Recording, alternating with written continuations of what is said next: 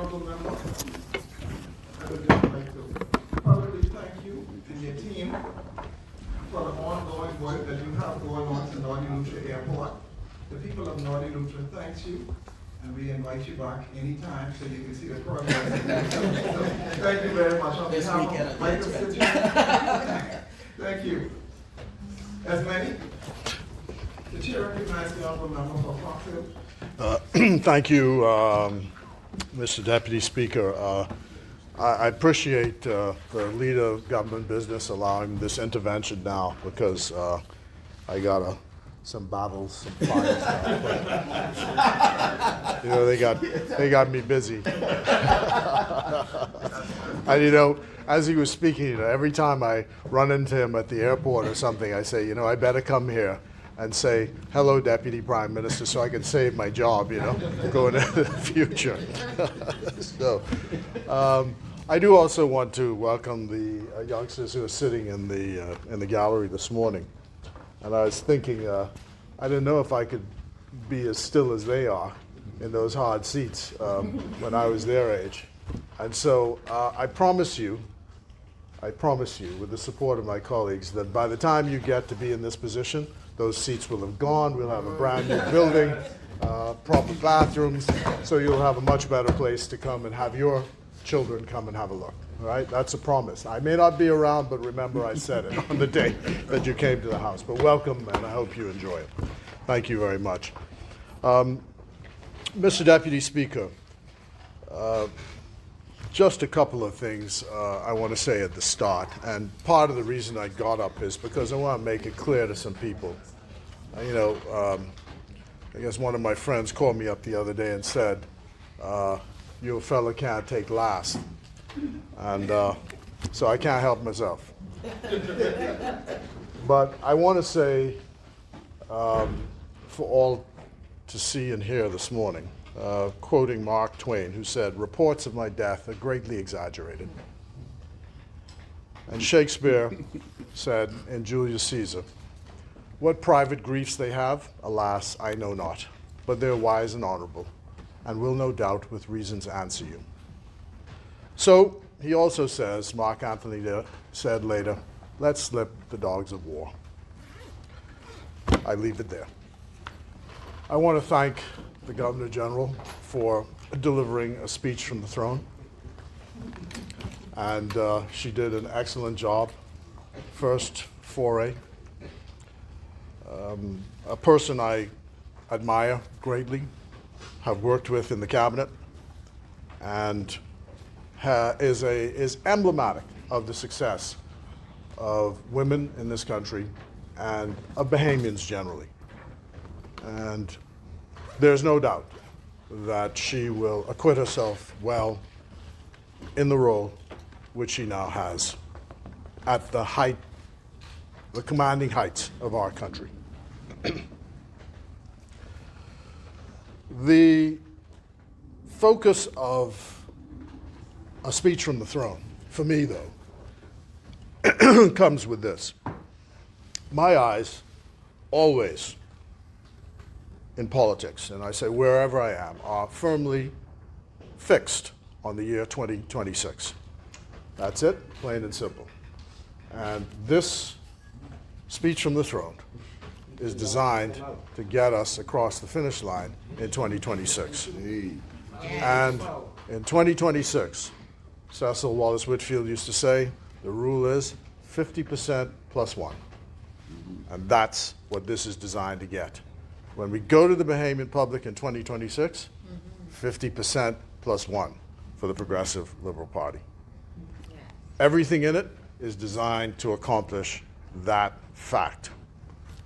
The country has been badly served, in my view, by 5 years here, 5 years there, 5 years there, 5 years. Badly served.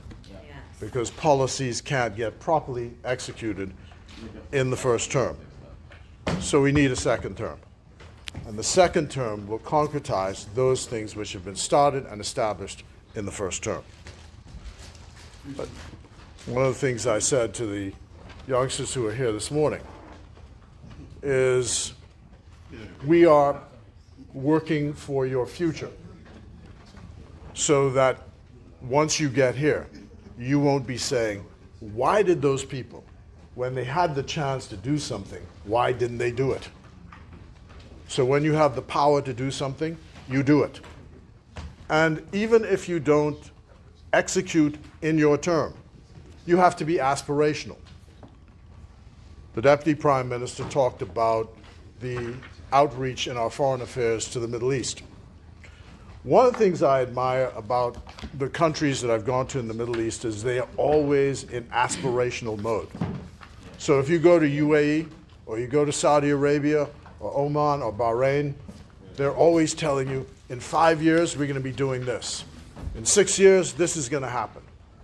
In 10 years, this is going to happen. And that's because if you don't set a goal, you'll be talking in air. You'll never have anything to get to.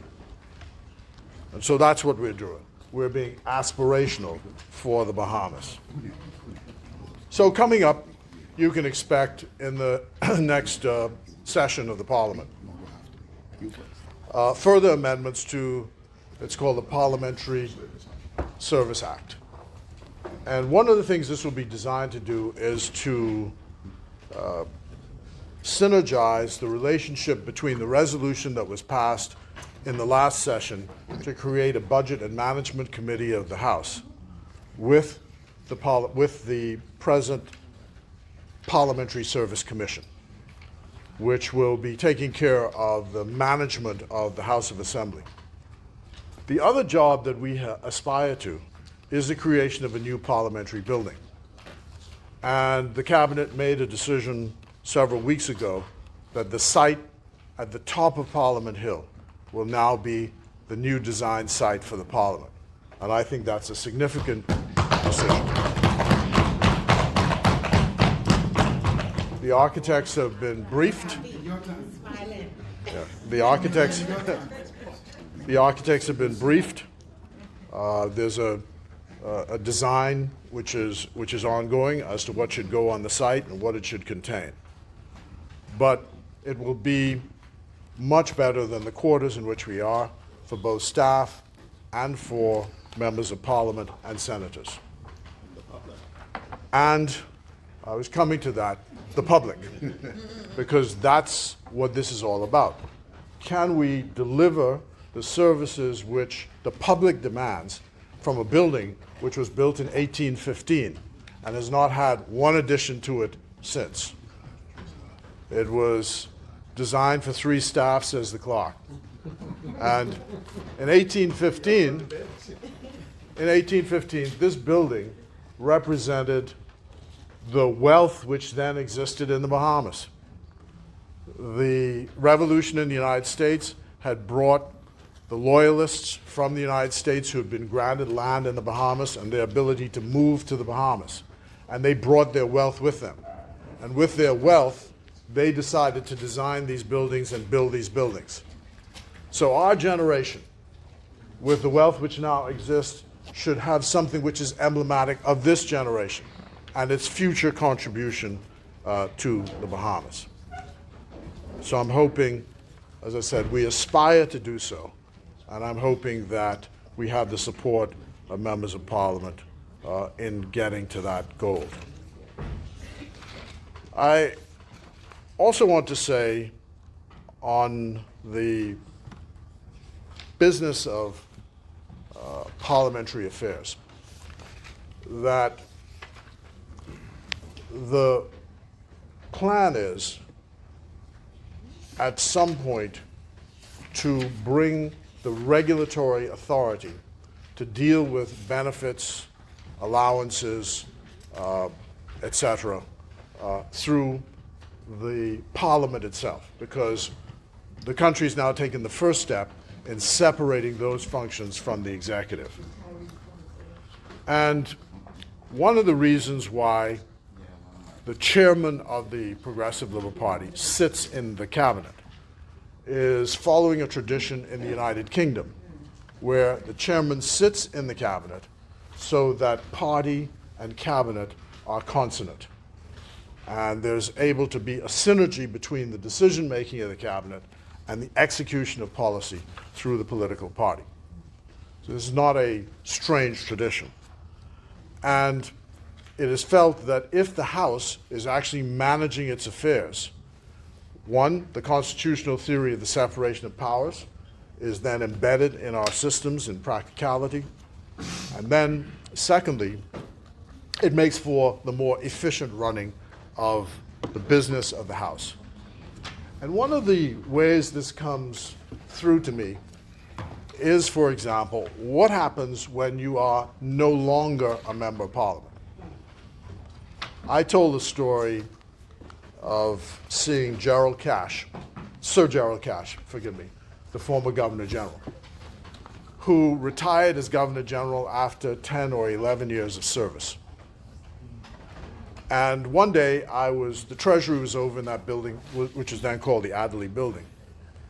And I go over to the Adderley Building, and I find the man who was Governor General the week before standing on a line in the Treasury. There's this long line of people. He's standing on a line in the Treasury. So I walk in, and I asked him, well, why are you standing on this line? And he said, oh, I have to come in to verify that I am a pensioner so that I can continue to receive what is due and owing to me. And I made a mental note then that having served in that office requires some dignity even after the office. The Parliament made provisions for pensions for former governors general, former prime ministers, former members of Parliament. I just want to say tangentially, members of Parliament, their pension is contributory.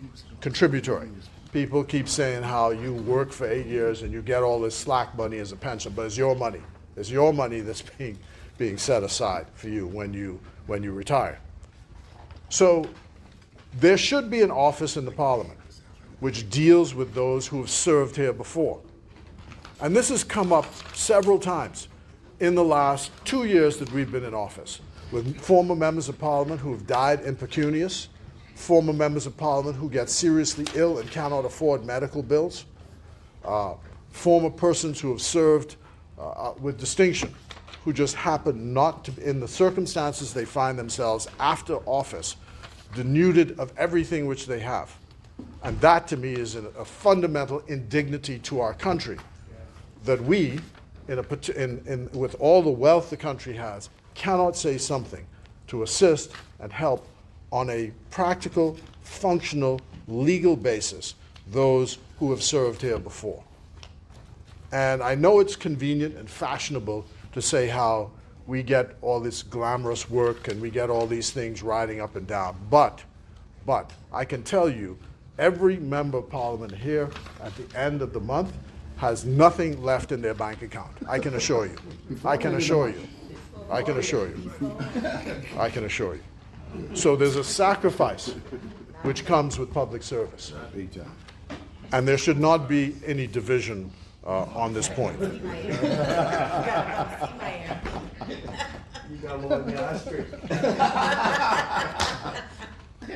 And these are things, Mr. Deputy Speaker, that the Prime Minister and I spoke about in 2017 when the PLP lost the election. And I'm sitting in my office in Fox Hill and I get this phone call because they're trying to figure out, wanting to be in the life in politics, what do you do next? And he indicated at that time, I'm asking you to head the Senate for the next term. And we talked about what should we be planning to do. And one of the things we talked about is precisely this: improving the Parliament that we're in, improving the services that we offer to the public through the Parliament that we're in. One of the issues we talked about was bringing in sessions. Sessions had long been abolished. I think most prime ministers just went for the full 5 years. And the last session, I think was called midterm, must have been the one in 1976, when if you listen to Eddie Minnis's song Show and Tell, it'll tell you the story of what happened in 1976. So what happens then is there's an argument. Yeah, sorry. The students are taking their leave. Right.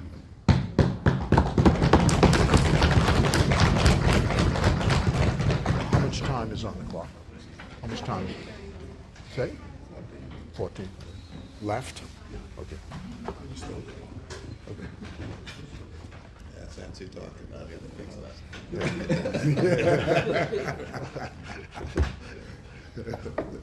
Hey, 'cause you know when they're gonna adapt to it. Yeah, yeah. Same story. Yeah.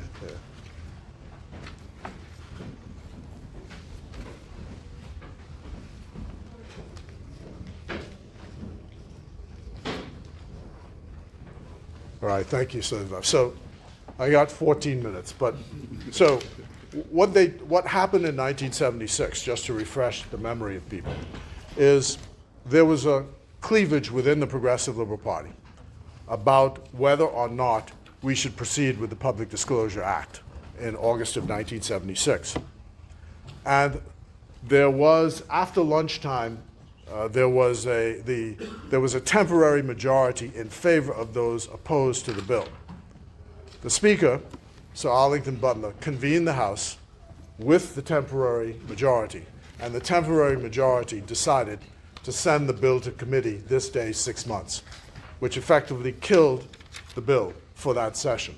So the only way the matter could be revisited is for the government to prorogue the Parliament and come back in a new session. And if you listen to Eddie Minnis's song, he says, you know, the PM told the governor, prorogue this House quick, bring it back in 10 days, these MPs think they so slick.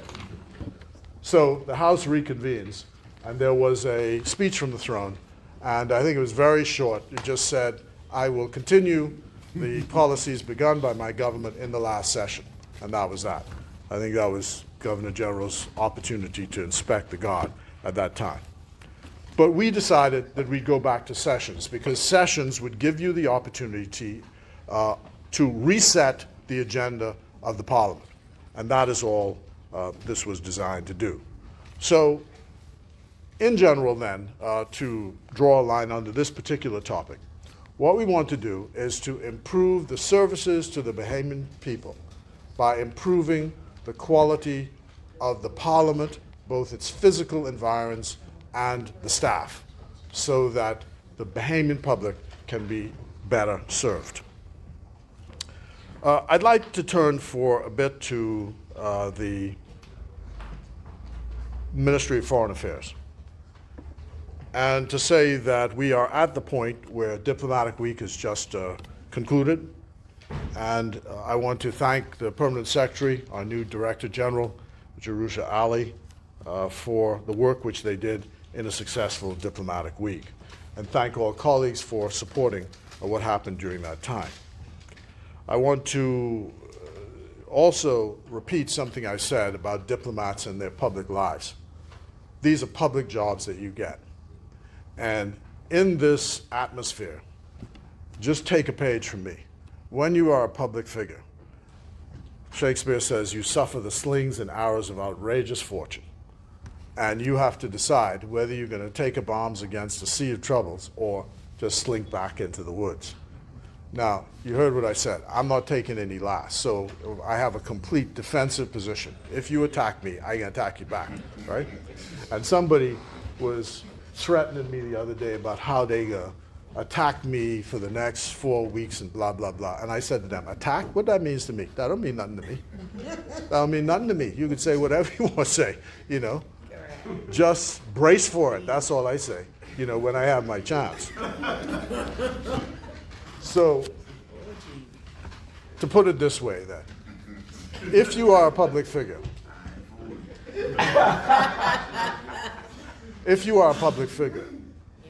you have to be able to take that kind of psychological pressure, and it's all psychological, because we're not not yet in our society in a place where people are actually physically threatening you. It's all psychological.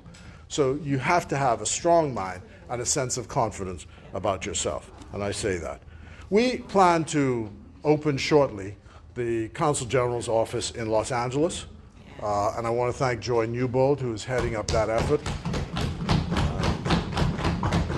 and Ambassador Tony Jody, who's now finished the negotiations with the government of the United Arab Emirates, and thanks to them, we will have a premises in Abu Dhabi, which is the capital of UAE. So I want to congratulate him on that. So there's an expansion of the services. I also want to say that as a consequence of the resignation of the Chief Passport Officer, Mr. Kingsley Smith, that retired Superintendent Clarence Russell will be holding on as the Chief Passport Officer beginning this morning.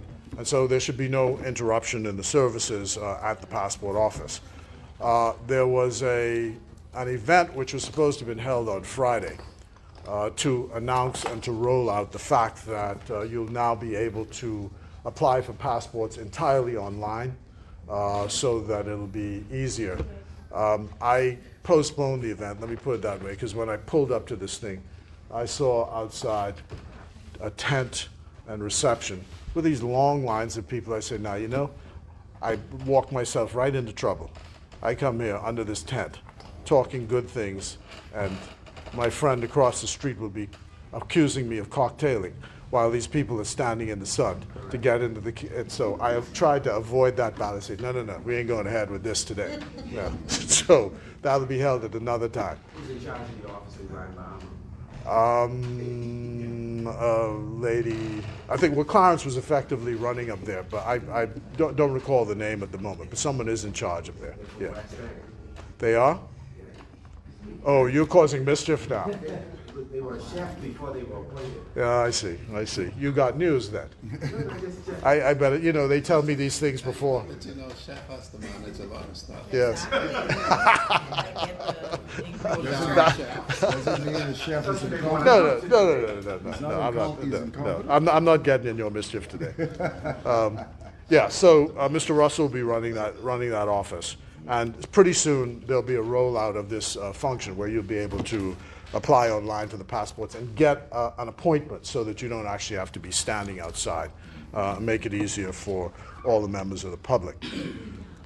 So that's basically my story this morning. I'm still standing and moving forward. It's copywritten, you know. It is, yeah. It is, yeah. But I know you could read it, so I give you a flyer that way. I see, okay. Who has the I thought Elton John has the copyright. We're pulling for both you and Shane. We hope both of you win. I see, okay. I better leave that alone. But having said that, we understand Robin is in the lead. I see, yes. Yeah. Good one. You know, you know, the Progressive Liberal Party, Progressive the Liberal Party has no issue with democracy. It's a democratic organization, right? You know, no problems with democracy. No problems with democracy. Sorry, say that again. No problems with democracy. No problems with democracy. Full flight. But your statement on Bahama Uncensored flies in the face of that. Is that right? What statement is that? And what is Bahamas Uncensored?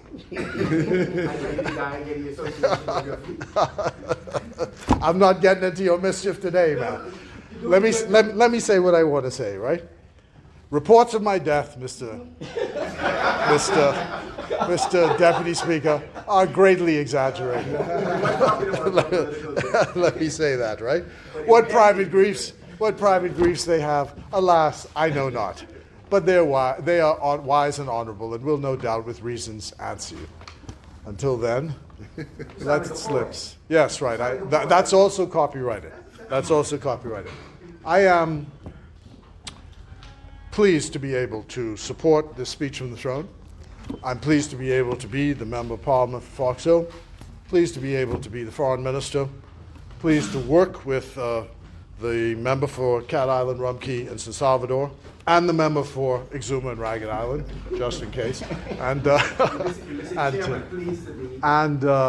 I am pleased to serve the Progressive Liberal Party, because 2026, we have to be sure it's PLP all the way. Absolutely. Thank you. Mr. Chairman.